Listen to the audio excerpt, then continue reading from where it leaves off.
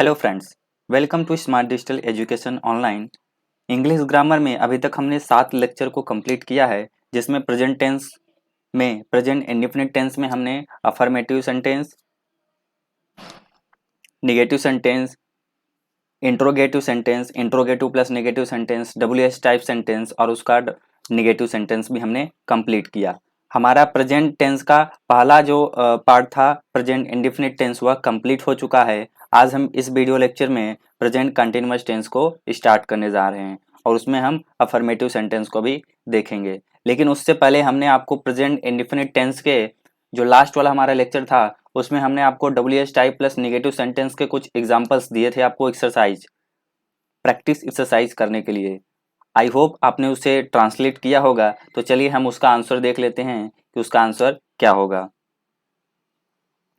ये रहा पहले नंबर से लेकर 10वें नंबर तक आपका जो है WH type plus negative sentence का आंसर शीट। वीडियो को पॉज कर लीजिए और इसके बाद इसको क्रॉस चेक कर लीजिए कि आपने जो किया है ट्रांसलेट वह राइट है या नहीं। इसके बाद 11 से 20 तक का ये रहा, इसको भी आपको क्या करना है, क्रॉस चेक कर लीजिए कि आपने राइट किया है या नहीं। तो चलिए अब हम अपने प्रेजेंट टेंस में आगे बढ़ते हैं। हमें पता है प्रेजेंट टेंस का जो हेल्पिंग वर्ब होता है वह do, does, is, are, am, has been और हैव बीन है। अभी तक हमने डू या डज के बारे में तो पढ़ लिया। अब हम आगे बढ़ते हैं अपने प्रेजेंट कंटिन्यूअस टेंस में। सेकंड में हमारा प्रेजेंट कंटिन्यूअस टेंस होता है। अब इस प्रेजेंट कंटिन्यूअस टेंस को हम कैसे पहचानेंगे? पहचानने का क्या तरीका होगा कि हम उसे जो भी सेंटेंस दिया रहेगा उसे हम कैसे रिकॉग्नाइज करेंगे? तो सबसे पहले आता है हमारा पहचान। जब हिंदी वाक्य के अंत में, अंग्रेजी वाक्य के अंत में नहीं, हिंदी वाक्य के अंत में, ठीक है ना, जब भी हिंदी वाक्य के अंत में आपको रहा है, रही है, रहे हैं आदि शब्द आता है तो उसे हम प्रेजेंट कंटिन्यूअस टेंस कहते हैं। अब प्रेजेंट कंटिन्यूअस टेंस का मतलब ये हुआ कि जो भी सिचुएशन चल रहा है वह हमें कंटिन्यू में क्या हो रहा है, चलते जा रहा है। कंटिन्यू में क्या हो रहा है, चलते जा रहा है। फॉर एग्जाम्पल, राम बाजार जा रहा है। राम बाजार जा रहा है, इसका मतलब ये हुआ कि राम जो है बाजार जा ही रहा है, उसका कोई निश्चित समय नहीं है, वह लगातार चल रहा है। तो चलिए इस पर कुछ हम एग्जाम्पल्स को देख लेते हैं। राम बाजार जा रहा है, अभी हमने पढ़ा। दूसरा और एग्जाम्पल क्या हो सकता है, मैं पुस्तक पढ़ रहा हूं। मैं पुस्तक पढ़ रहा हूं, लगातार पढ़ते जा रहा है। जिस क्रिया में लगातार आ रहा है उसे हम प्रेजेंट कंटिन्यूअस टेंस बोल देंगे, ठीक है। मैं पुस्तक पढ़ रहा हूं, यहाँ पर भी लगातार वह क्या हो रहा है, पढ़ रहा है। इसमें कोई समय का ज्ञान नहीं है कब से पढ़ रहा है, वह क्या हो रहा है, लगातार पढ़ते ही जा रहा है। तो मैं पुस्तक पढ़ रहा हूं, और ये भी नहीं पता है वह कब तक पढ़ेगा। तीसरा एग्जाम्पल, तुम लोग टीवी देख रहे हो। तुम लोग टीवी देख रहे हो, कब से देख रहे हो या कब तक देखोगे ये भी हमें पता नहीं है। तो लगातार इसमें कंटिन्यूटी जिसमें दिख रहा है वह कंटिन्यूअस टेंस होता है, इसलिए यहाँ पर प्रेजेंट कंटिन्यूअस टेंस आ गया, ठीक है। चौथा एग्जाम्पल, हमें एक घड़ी मिल रहा है। पांचवा देख लेते हैं, वह बगीचे में टहल रही है। ये तो हो गए आपके एग्जाम्पल्स। अब हम इसके फॉर्मूले के बारे में देखते हैं कि हम और कैसे ट्रांसलेट करने के लिए हमें और क्या क्या रिक्वायरमेंट है। तो सबसे पहले हेल्पिंग वर्ब क्या होगा प्रेजेंट कंटिन्यूअस टेंस का? प्रेजेंट कंटिन्यूअस टेंस का हेल्पिंग वर्ब होगा इज, एम, आर। ये आपका क्या होगा, प्रेजेंट कंटिन्यूअस का हेल्पिंग वर्ब होगा, जहां पर हम हेल्पिंग वर्ब को यूज करेंगे।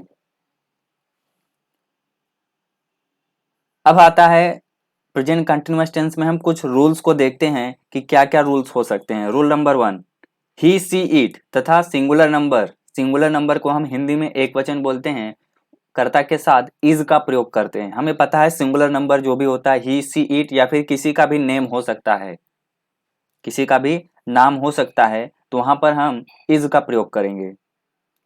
और यदि प्लूरल नंबर हुआ तो वहां पर क्या हो जाएगा,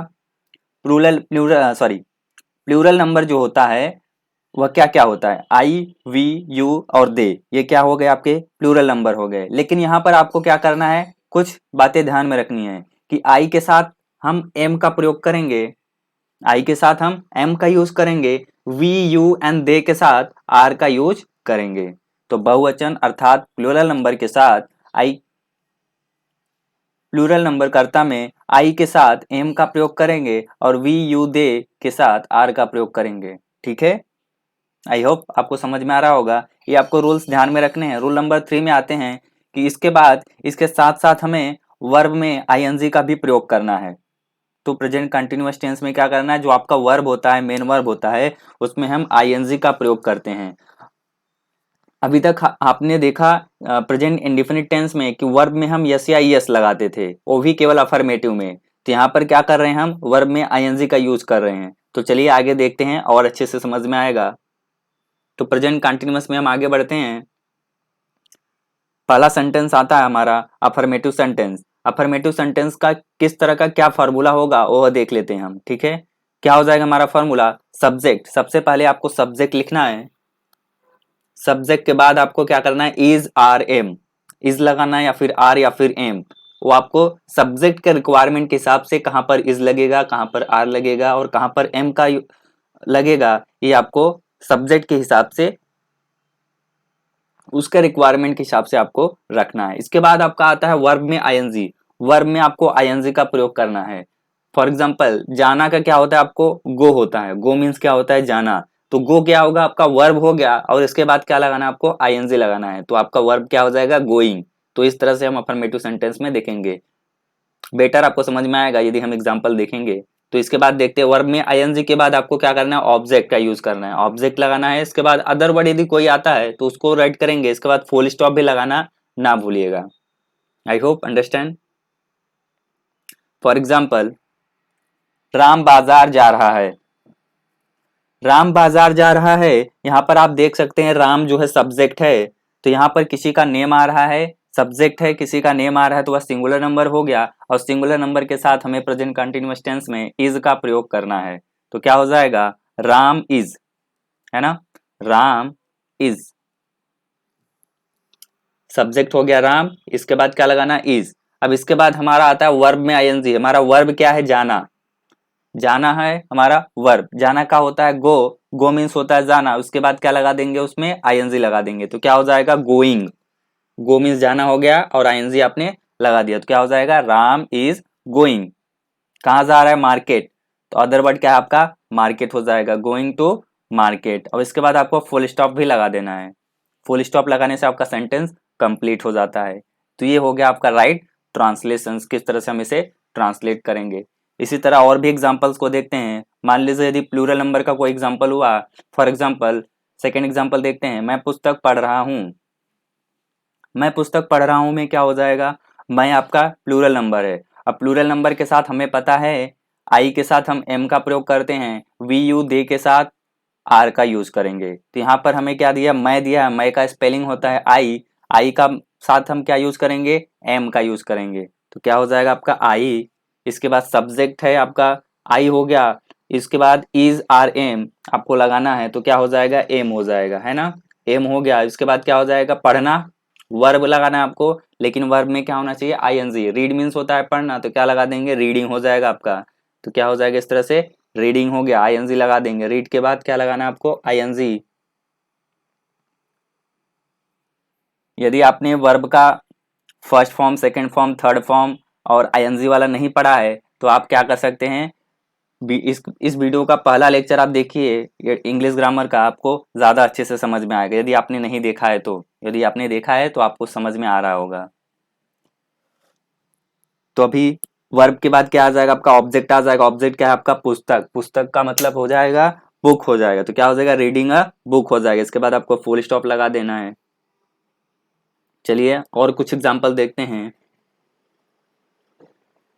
थर्ड एग्जांपल देखते हैं, तुम लोग टीवी देख रहे हो, तुम लोग टीवी देख रहे हो। तो यहाँ पर यू क्या है आपका, तुम, सब्जेक्ट क्या है, तुम है, और ये तुम क्या है आपका, सिंगुलर है या प्लूरल, प्लूरल है। प्लूरल के साथ क्या यूज करेंगे हम, आई के साथ एम और वी यू दे के साथ आर का यूज करेंगे। यहाँ पर यू आया है तो क्या करेंगे, इसके साथ आर का यूज करेंगे। तो क्या हो जाएगा, सब्जेक्ट आपका यू हो गया, यू पीपल, तुम लोग है तो यहाँ पर एक साथ लिखना है यू पीपल। इसके बाद क्या हो रहा है, इज का प्रयोग करेंगे, आर का प्रयोग करेंगे। तो यहाँ पर आर का यूज कर लिया हमने। और इसके बाद क्या हो जाएगा, देखना, वॉच मीन्स क्या हो जाएगा, देखना, तो क्या हो जाएगा, वॉच का मतलब होता है देखना, और इसके बाद वॉचिंग हो जाएगा, वहां पर क्या लगाएंगे, वर्ब में आईएनजी लगा देंगे, यहाँ पर क्या हो जाएगा आपका वॉचिंग हो जाएगा। जस्ट मिनट, हाँ वॉचिंग, आईएनजी लगा दिया हमने। अब इसके बाद क्या हो जाएगा आपका, ऑब्जेक्ट लगाना है, ऑब्जेक्ट क्या है आपका टीवी, तो क्या हो जाएगा द टेलीविजन, और इसके बाद फुल स्टॉप भी लगा देना है, तो आपका ट्रांसलेशन कंप्लीट हो जाएगा। फोर्थ एग्जांपल देखते हैं, हमें एक घड़ी मिल रहा है, यहाँ पर भी आप समझ गए होंगे, आई होप आप स्मार्ट हैं, आपने कर लिया होगा। क्या हो जाएगा, वी आर, वी मतलब क्या हो गया हमें, वी आर, इसके बाद क्या मिल रहा है, मिलना, मिलना का क्या हो जाएगा गेट, तो क्या हो जाएगा गेटिंग, क्यों, क्योंकि आपको आईएनजी लगाना है, ठीक है। गेट का मतलब होता है पाना, वहां पर आप जी टी का यूज करते हो, लेकिन यहाँ पर देखिए डबल टी आईएनजी। इसी तरह से आपको वर्ब का ये फॉर्म भी ध्यान में रखना है, माइंड में रखना है आपको, कि किस तरह से कहाँ पर कौन सा लेटर यूज हो रहा है, और कहाँ पर डबल यूज होता है और कहाँ पर सिंगल यूज होता है। जैसे कमिंग भी देखते हैं ना, कम मतलब आना होता है, लेकिन यदि कमिंग लिख रहे हैं तो COMING हो जाएगा, ना कि COMMING। यदि आप इस तरह से लिखते हैं तो रॉन्ग हो जाएगा। और यहाँ पर ई भी नहीं रहता है ING के साथ जब हम यूज करते हैं। यदि आपने पहला वीडियो लेक्चर देखा है तो आपको समझ में आ रहा होगा मैं क्या बताने की कोशिश कर रहा हूँ यहाँ पर आपको, ठीक है। अब आपको ऑब्जेक्ट हो गया, सॉरी वर्ब हो गया, वर्ब के बाद क्या यूज करना है, ऑब्जेक्ट आना है। हमारे फॉर्मूले में क्या है, ऑब्जेक्ट है, तो ऑब्जेक्ट हमारा क्या है, यहाँ पर घड़ी है, तो क्या हो जाएगा अ वॉच हो जाएगा, इसके बाद फुल स्टॉप लगा देना है। इसी तरह से फिफ्थ एग्जाम्पल भी, वह बगीचे में टहल रही है, यहाँ पर ध्यान देने वाली बात है कि टहल रही है, इसका मतलब वहां पर कोई फीमेल है, वहां पर क्या है, कोई फीमेल है, फीमेल है बगीचे में टहल रही है, तो फीमेल के लिए हम सी का यूज करते हैं, वह के लिए क्या हो जाएगा सी का यूज करेंगे। और यह क्या हो जाएगा, सिंगुलर नंबर है तो उसके साथ हम इज का प्रयोग करेंगे, तो क्या हो जाएगा सी इज, टहलना का क्या हो जाएगा आपका वॉकिंग, वॉक मीन्स होता है चलना या टहलना, और वहां पर क्या लगाना है आपको आईएनजी का यूज करना है वर्ब में। और उसके बाद कहाँ पर टहल रही है, आपका ऑब्जेक्ट क्या है, गार्डन है, तो क्या हो जाएगा इन द गार्डन, उसके बाद फुल स्टॉप लगा देना है। फुल स्टॉप लगाना ना भूलिएगा, तभी आपका सेंटेंस कंप्लीट होता है, नहीं तो आपका सेंटेंस रॉन्ग हो जाएगा। आई होप आपको समझ में आया होगा कि किस तरह से हम प्रेजेंट कंटिन्यूअस टेंस के अफर्मेटिव सेंटेंस को सॉल्व करेंगे। आप चाहते हैं तो आप निगेटिव, इंट्रोगेटिव और उससे जुड़े हुए WH टाइप के भी आप खुद से भी सॉल्व करके खुद से भी बना सकते हैं, लेकिन उसके बारे में हम निगेटिव सेंटेंस के बारे में, हम प्रेजेंट कंटिन्यूअस टेंस के नेगेटिव सेंटेंस के बारे में हम नेक्स्ट लेक्चर में बात करेंगे। आज के लिए अभी इतना ही, लेकिन रुकिए, अभी अभी आपको कुछ एक्सरसाइज दिया जा रहा है, उसके आपको क्या करना है, प्रैक्टिस करना है। प्रैक्टिस करना ना भूलिए, प्रैक्टिस करेंगे तो आपको चीज़ें याद रहेंगी। तो चलिए प्रेजेंट कंटिन्यूअस टेंस का कुछ आपको प्रैक्टिस सॉरी प्रैक्टिस एक्सरसाइज दिया जा रहा है, आपको क्या करना है, उसको ट्रांसलेट करना है, खुद से ट्रांसलेट कीजिए। आई होप आप कर लेंगे, बहुत ही इजी है। 20 एक्सरसाइज दिया जा रहा है, आप कर लेंगे। Thank you.